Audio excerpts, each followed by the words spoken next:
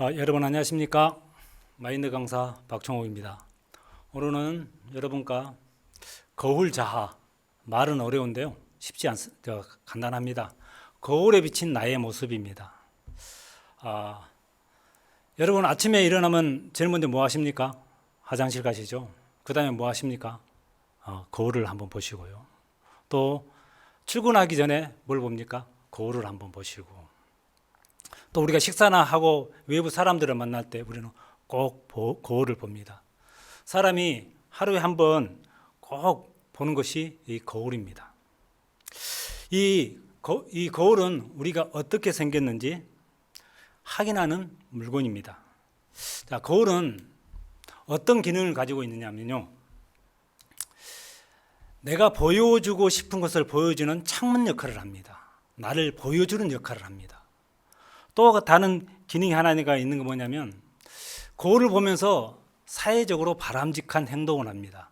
내가 밖에 나갈 때 모양을 다른 사람들에게 보기 좋은 대로 좀 다듬어서 가고, 그렇게 나를 비춰주는 것이 거울이란 겁니다.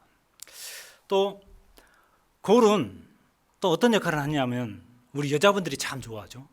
거울아, 거울아, 세상에서 제일 뭐답니까?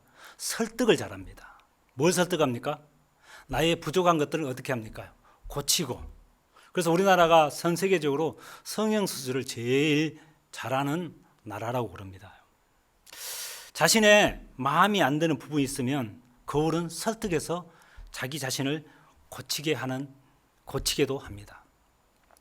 여러분 엘리베이터를 타보셨습니까? 세계 최고의 엘리베이터가 어디냐면 오티스라는 회사입니다. 1895년도에 세워진 회사인데요. 이 오티스가 1900년도 초에 진짜 도저히 해결할 수 없는 어려운 문제에 맞닥뜨립니다. 그게 뭐냐면 엘리베이터가 속도가 너무 느리다는 겁니다. 그 당시에 기술로는 이 속도를 해결할 수가 없었거든요. 그래서 이거는 어떻게 경영진에서 어떻게 해결을 할 수가 없었다고 그럽니다. 그런데 한 여성 관리인에 의해서 이 엘리베이터가 속도의 문제를 해결을 했습니다. 어떻게 해결했냐면요, 엘리베이터 안에다가 거울을 뒀습니다. 거울을. 왜 거울을 뒀냐면, 이 거울은 어떤 역할을 하냐면, 우리가 엘리베이터를 타면 사람들이 제일 먼저 뭐 합니까요? 들어가서 버튼을 누르고 충수를 누르고 나서 기다립니다. 기다리면서 뭐 합니까? 사람이 멍하게 가만히 있는 게 아니라 여기 둘러보면서 거울을 보고 거울에 비친 나의 모습을 보게 됩니다. 보면서 뭘 느끼냐면, 거울 속과 같이 하다 보면 시간이 가는 줄을 모른다고 합니다. 사람들이 이 여성 관리인이 뭘 봤냐면, 이 엘리베이터 안에다가 거울을 설치하면 두 가지 효과를 볼 수 있다고 합니다. 첫째가 하나가 뭐냐면 퍼스널 스페이스라고 합니다. 퍼스널 스페이스가 뭐냐면 무의식적으로 어느 공간을 자기 것으로 인정하는 것이랍니다. 그게 학자들이 조사한 바에 의하면 1m 이내의 거리는 개인의 자기의 영역으로 생각한답니다. 거울 앞에 서 있으면. 그래서 그 공간 안에서는 사람이 자유스럽게 움직이고 자유스럽게 행동을 한다고 그럽니다. 두 번째 효과가 뭐냐면, 거울을 갖다 놓으면 거울을 쳐다보면서 지루함을 없애준다고 합니다. 거울을 쳐다보면서 지루함을 없애주고, 이 스페이스 공간, 이것이 내 것이라는 생각 안에 있으면서 그 속 가운데서 자기의 지루함을 달래준다는 거죠. 그래서 이 거울은 사람의 심리를 잘 이용해서 그 마케팅을 효과를 보는 것입니다. 여러분들이 엘리베이터를 타면 꼭 거울 앞에 서서 사람들이 자기 자신을 보면서 이렇게 자신을 보면서 이렇게 보는 걸 봅니다. 사람들이 자기도 모르게 이렇게 하는 것들이 이렇게 사람들의 심리라고 그럽니다.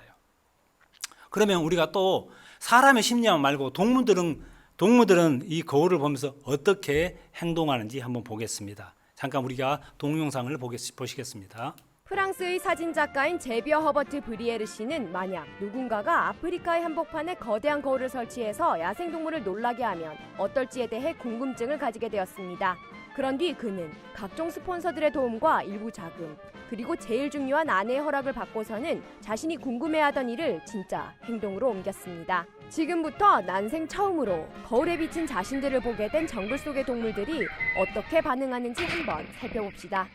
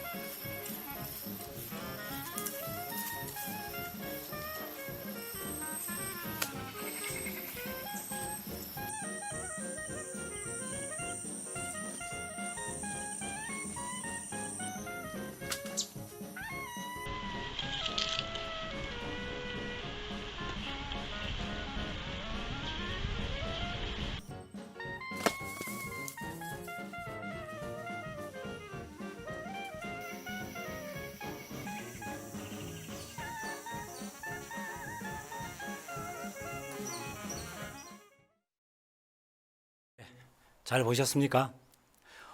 동물들도 거울을 보면서 다른 동물들과 비교도 하고 거울을 보면서 자기의 모습을 확인하는 걸 볼 수 있습니다. 또 사람들도 똑같습니다. 아서 비먼이라는 사회학자가 있었습니다. 아서 비먼이 이 거울을 가지고 재미있는 실험을 했습니다. 서구에 보면 할로윈데이라고 있습니다. 10월 말일, 10월 31일에 가지는 축제인데요. 축제 때, 그 할로윈데이 때 아이들이 집집마다 돌아다니면서 사탕을 얻는 풍습이 있습니다. 우리나라 정월 대보름에 우리 어렸을 때 이렇게 밥을 얻으러 다니고 먹을 걸 얻으러 다니고 그런 것처럼 미국에도 이런 할로윈데이 때 사탕을 얻으러 다니는 그런 풍습이 있는데요. 사회학자 아서 비먼이 이 실험을 했습니다. 365명의 아이들에게 아이들이 사탕을 얻으러 각 가정을 방문하잖아요. 그러면 18곳의 가정집을 미리 섭외를 해서 그곳 가운데 미리 사탕을 놔두고 또 조교 2명을 미리 준비해 가지고 한 사람은 뒤에 있게 하고 한 사람은 아이들을 맡게 해서 이렇게 이 할로윈데이 때 호박통 안에다가 사탕을 놔두고 아이들을 맞습니다. 아이들에게 너희들 여기서 사탕을 가지러 왔는데 내가 지금 급한 일이 있어서 다른데 잠깐 나가야 되니까 너희들 마음대로 사탕을 가져가. 그런데 한 개만 가져가야 돼. 그러면서 자리를 비웁니다. 그리고 다른 조교 한 사람은 그것을 창문 틈으로 이렇게 아이들이 어떻게 하는가 봤습니다. 그런데 아이들이 365명의 아이들 중에 3분의 1, 정확히 33.7%가 2개 이상을 가져갔습니다. 2개 이상을 가져갔어요. 그래서 그러면 아서 비먼이 또 다른 실험을 한번 해봅니다. 어떤 실험을 하냐면 만약에 사탕을 가져가는 통 앞에다가 비스듬히 거울을 세워놓으면 어떻게 할까 하면서 똑같은 조건에 똑같이 한번 실험을 해봤습니다. 그런데 그 아이들이 365명의 아이들이 18군데에서 똑같이 조교가 와서 맡고 너희들 마음대로 가져가 사탕을. 근데 되도록이면 한 개만 가져가. 그렇게 얘기하고 자리를 비웁니다. 자리를 비우고 나서 한 조교는 다른 곳에서 아이들이 어떻게 하는가 지켜봤습니다. 재미있는 것은 앞에다 거울 하나만 딱 갖다 놨는데 아이들이 사탕을 가져가는 비율이 확 줄은 거예요. 얼마나 줄었냐면 정확히 8.9%. 한 개만 가진 아이들이 8.9%로 확 준 거예요. 왜 이렇게 줄었다고 생각하십니까? 딱 거울 하나만 갖다 놨거든요. 거울. 이유는 이 아이들이 왜 사탕 한 개만 가져갔냐면 이유는 간단합니다. 누군가가 자기를 지켜보고 있다는 그 의식을 한 겁니다. 거울 속에 다른 사람 없지만 거울 속에 자기 자신이 비춰진 거예요. 자기가 자기 자신이 그대로 보고 있는 것을 보면서 자기에게 사탕 하나만 가져가라 했던 주인의 그 조교의 말이 생각나는 거예요. 그 조교의 말이 생각나, 조교가 한 개만 가져가라 했지. 그러면서 한 개만 딱 가져가는 겁니다. 전에 아이들에게는 아무도 지켜보지 않고 거울 속에 자기도 안 보여서 2개 이상 가져간 아이들이 많았는데 거울 하나 딱 가져감으로 말하면 그 비율이 엄청 줄어든 거예요. 쉽게 말해서 거울을 통해서 아저씨가 자기를 보고 있다는 아저씨 눈으로 자기를 본 겁니다. 그래서 행동이 규제가 되는 거죠. 사람은 자기 스스로 자기를 볼 수가 없습니다. 그래서 사람은 자기를 비춰볼 수 있는 거울이 필요합니다. 아니면 다른 사람에게 자기 자신이 어떤가를 물어봐야 됩니다. 내 곁에 누가 있느냐에 따라서 전혀 다른 사람이 될 수가 있는 것입니다. 만약 우리가 옛날에 잘 알죠. 바보 온달. 바보 온달 혼자서 살았으면 바보 온달이 국가에 그렇게 큰 공을 세울 수 있었을까요? 바보 온달 곁에 평강공주가 있었습니다. 평강공주가 바보 온달을 바라봐주고 바보 온달을 함께하면서 이끌어줬을 때 바보 온달은 다른 사람이 되는 것입니다. 그것처럼 다른 사람이 봐주는 내 모습에 부합하기 위해서 사람들은 예를 쓰게 되는 겁니다. 그러면 그런 사람은 바뀌게 돼 있는 겁니다. 여기 우리가 중국의 당태종 이세민이라는 사람이 있습니다. 중국의 당태종 이세민, 여러분 잘 아시죠? 당나라 태종이죠. 당나라 태종 이세민, 정관의 치라 부르면서 태평생들을 이룩한 중국 역사상 가장 손꼽히는 왕입니다. 이 당태종 이세민은 그에게 3가지 거울을 가지고 있었습니다. 당태종 이세민이 가지고 있던 3가지 거울이 뭔지 아십니까? 첫째, 구리 거울을 가지고 있었습니다. 이 구리 거울은 뭡니까? 내 자신을 비춰주는 거죠. 둘째, 충신의 거울, 주위에 충신들을 많이 두었습니다. 셋째, 역사의 거울. 역사의 거울은 뭡니까? 지나간 역사를 통해서 배운다는 거죠. 당태종 이세민은 정확히 말하면 피드백을 잘했습니다. 누구의 충고나 고언을 잘 들었다는 거죠. 그는 신료들과 국사를 논하는 자리에서 항상 즐거운 모습을 보이고자 했답니다.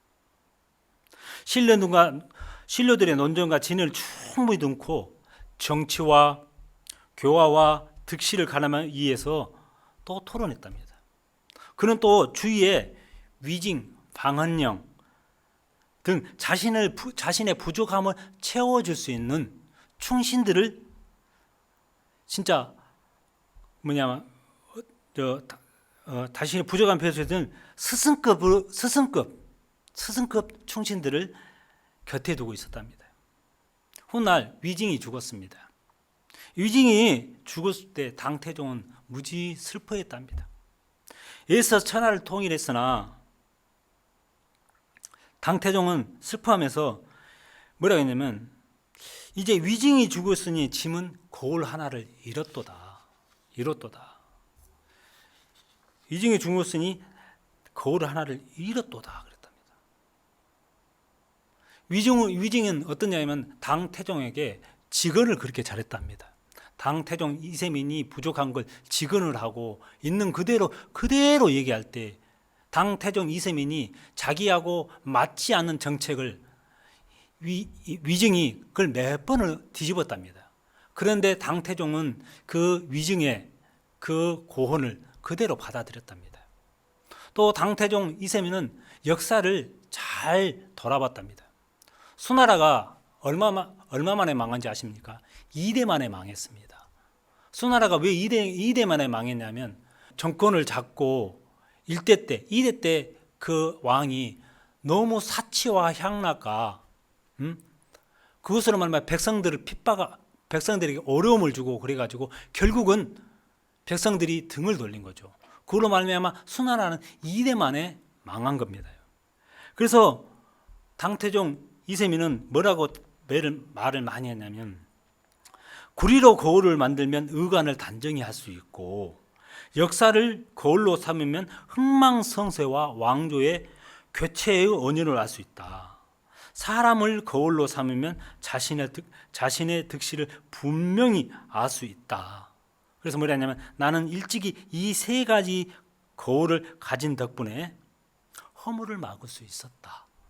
이렇게 얘기를 했다고 합니다. 우리는 주위에 나의 부족함을 메워줄 수 있는 멘토를 얼마나 모시고 있습니까? 우리나라 역사를 돌아봐도요.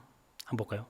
우리 이성계가 조선을 건국할 때 이성계 스스로 건국한 게 아니라 이성계에게는 정신적인 멘토가 있었습니다. 그게 누굽니까요? 무학대사란 분이 계셨습니다. 이성계는 무슨 어려움이 있을 때마다 무학대사를 찾아가서 자기의 마음을 토하고 무학대사가 일러주는 그 말을 마음으로 받아들였다고 합니다. 이성계가 스스로 이 조선을 건국가 아니라 그를 도와주는, 물론 많은 주위에 있는 도와주는 분도 있었지만 이성계의 정신적인 스승은 무학대사였다고 합니다. 또 우리 잘 알죠? 세조, 조선시대 이 세조, 자기의 조카를 죽이고 왕권을 잡은 세조. 세조에게는 진짜 그를 이끌어주는 누가 있습니까? 한명이라는 정신적인 지주가 있었습니다.